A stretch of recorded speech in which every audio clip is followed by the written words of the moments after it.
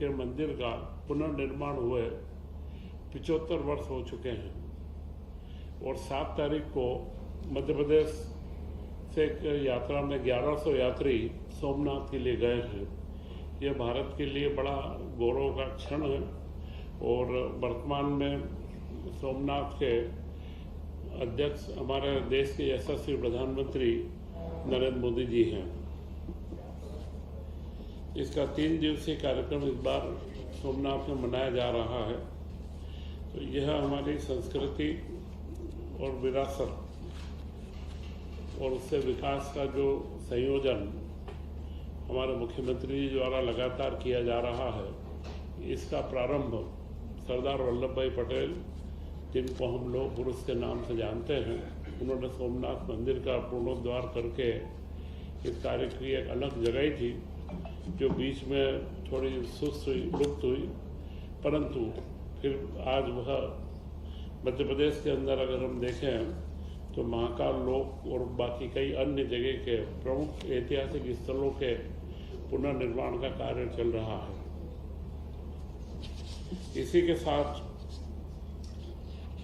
मुख्यमंत्री जी डॉक्टर मोहन यादव जी ने यह आह्वान भी करा है कि सारे मंत्री मिलकर के प्रदेश में माहौल बनाए जो कल हमारे देश के प्रधानमंत्री नरेंद्र मोदी जी के द्वारा अगली चुनौतियों के बारे में चर्चा की गई। जो वैश्विक परिस्थितियां बन रही है, उन परिस्थितियों में जो प्रधानमंत्री जी के द्वारा एक जनता का आह्वान किया गया है कि इसे हम कोरोना काल के रूप में लें और उस कोरोना काल में जो हम लोगों ने आपसी सहयोग से देश की अर्थव्यवस्था को बराबर चलाने में सहयोग करा था, वही भाव अभी रहे। उसमें सबसे महत्वपूर्ण था कि हम लोग यात्रा के अंदर मेट्रो, ट्रेन, बसें व अन्य पब्लिक व्हीकल को उपयोग करना चालू करें, वर्क फ्रॉम होम करें। वर्क फ्रॉम होम के माध्यम से जितना बढ़ता है तो पेट्रोल का खर्च उतना हमारा कम होगा। दूसरा, उन्होंने मध्यम वर्गीय व उच्च वर्गीय परिवारों से आह्वान भी करा है कि वे कई विवाह के कार्यक्रम विदेशों में जाकर के करते हैं, उन्हें अपने देश में ही करें। उसी के साथ में विदेश यात्राएं इस बार थोड़ा सा अपने आप को रोकें और भारत के ही, क्योंकि भारत में भी कई दर्शनीय स्थल हैं जिससे हमारे देश का रोजगार भी बढ़ता है, जीडीपी भी बढ़ता है। तो अपने साल भर के जो भ्रमण के कार्यक्रम हैं उनमें देश के पर्यटन स्थलों को प्राथमिकता दें तथा इसी के साथ सोने का, गोल्ड की खरीदी, क्योंकि भारत का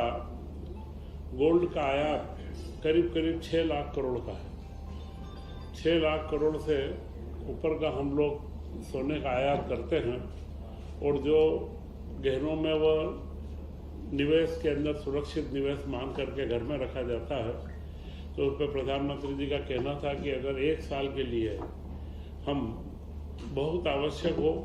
शादी ब्याह में अपनी बेटियों के लिए तो जितना आवश्यक है, उसके अलावा इस सोने की खरीदी को हम रोकें तो इससे डॉलर का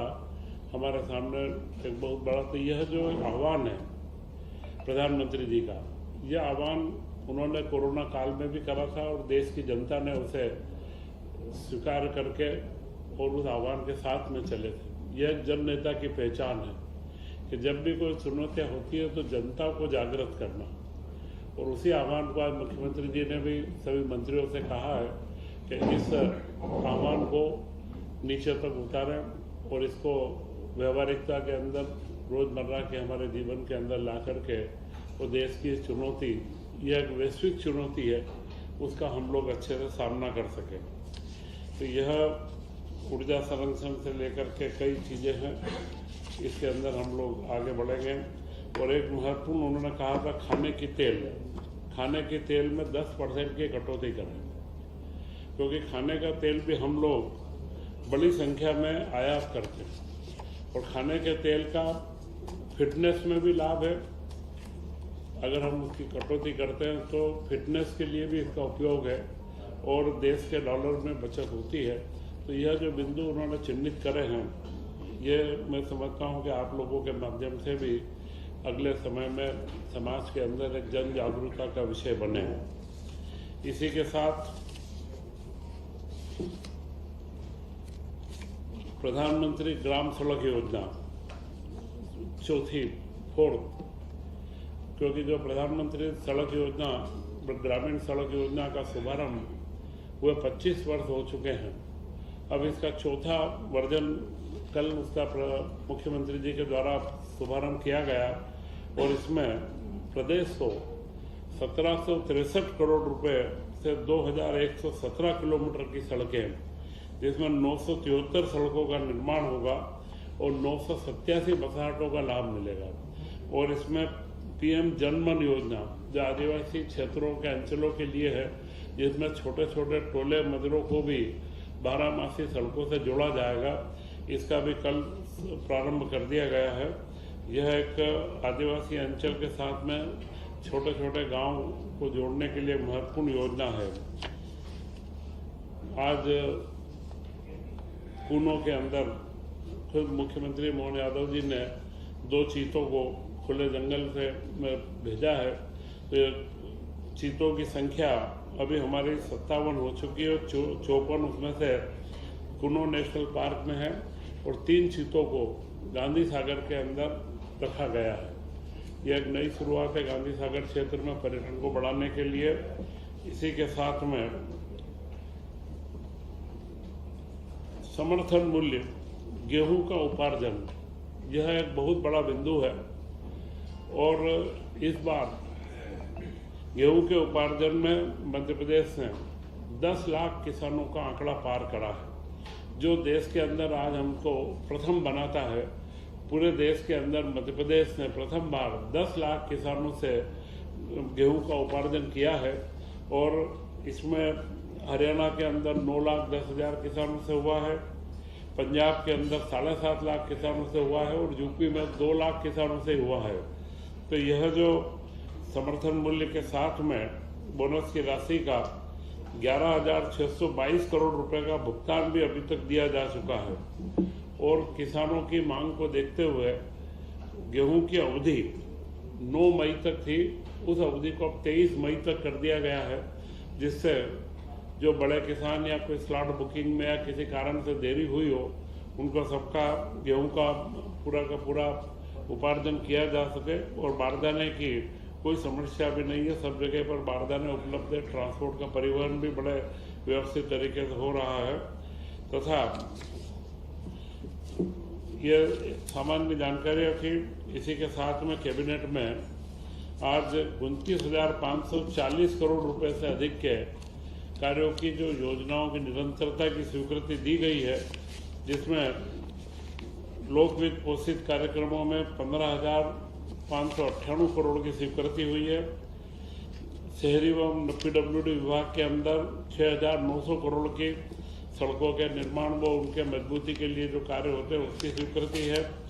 और महत्वपूर्ण एक योजना जो हम लोग वृद्धजनों के लिए पेंशन दी जाती है केंद्र सरकार और राज्य सरकार के द्वारा, उसमें 6,116 करोड़ रुपए की स्वीकृति आज दी गई है। तथा बुद्धि में जो 100 सीट का MBBS का मेडिकल कॉलेज स्थापित हो रहा है, उस मेडिकल कॉलेज की 714 करोड़ की योजना थी, जिसमें 763 करोड़ की नई रिवाइज एस्टीमेट पुनर्निश्चित अनुमान उसमें आया है, तो उसे स्वीकृति दी गई है। क्योंकि यह जो एक संकल्प है कि हर जिले में मेडिकल कॉलेज बने, तो बुधनी के अंदर के कॉलेज में भी उसकी डिजाइन और उसमें समय समय पर आवश्यकता के अनुसार परिवर्तन किए गए हैं, तो एक महत्वपूर्ण स्वीकृति वापस से दी गई है। इसी के साथ में जो लगातार मॉनिटरिंग विभागों की समीक्षा मुख्यमंत्री डॉक्टर मोहन यादव जी के द्वारा की जा रही है, उसी का एक प्रतिफल है कि नीमच में खुमान सिंह शिवाजी जलाशय, यह जलाशय अभी पूर्व में निर्मित है, परंतु उसका अध्ययन करके उसके अंदर 1 मीटर की हाइट बढ़ाई गई। 1 मीटर अधिक पानी हम उसके अंदर बढ़ाएंगे, जिससे उसकी कैपेसिटी बढ़ेगी और उसकी कैपेसिटी बढ़ा करके, और अभी जो वर्तमान में उसकी कैपेसिटी है उससे 1 मीटर बढ़ाई और उसके अंदर 163 करोड़ रुपए की लागत से जो पूरा पाइपिंग और प्रेशराइज सिस्टम से सिंचाई व्यवस्था दी जाएगी। 22 ग्राम के 6,500 किसान इसके अंदर लाभान्वित होंगे और 5200 हेक्टेयर में अतिरिक्त सिंचाई इससे उपलब्ध कराई जाएगी। यह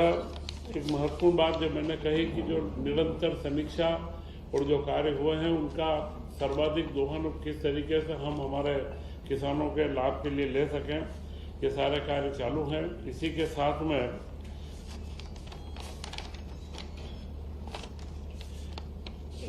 राज्य मंत्रियों के द्वारा जो स्वेच्छानुदान दिया जाता है वह स्वेच्छानुदान अभी 16,000 रुपये की उनकी एक व्यक्ति को दे सकते हैं। कई लंबे समय से चर्चा थी, पहले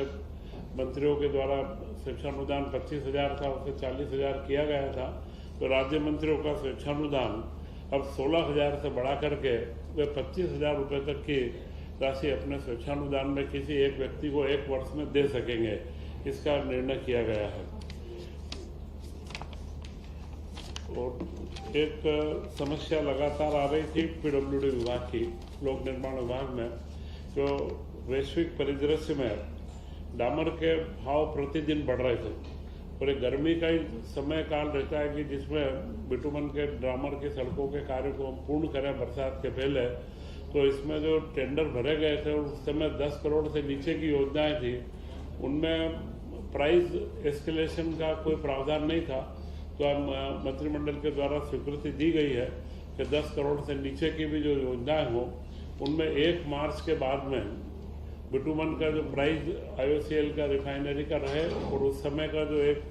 मार्च का जो कीमत थी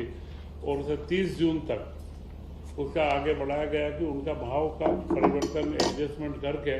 और डामर के कामों को गति दी जाए, जिससे हमारे निर्माण के कार्य, सड़कों के संधारण के कार्य और सारे कार्य तेज गति से संपन्न हो सके। इन सारे कामों के अंदर नियमित रूप से कार्य को गति देना और उन सारे कामों को एक विशिष्ट रूप में आगे ले जाना तथा मुख्यमंत्री जी द्वारा सभी मंत्रियों से भी आह्वान किया गया है कि वे पूरे जल गंगा अभियान में, यह भी गर्मी का सीजन है जिसमें जल गंगा अभियान में सब लोग रुचि लें और जल गंगा अभियान एक पुण्य कार्य का अभियान है और इस कार्य को सफलता की ओर ऊपर ले जाएं, जिससे पूरे देश के अंदर मध्य प्रदेश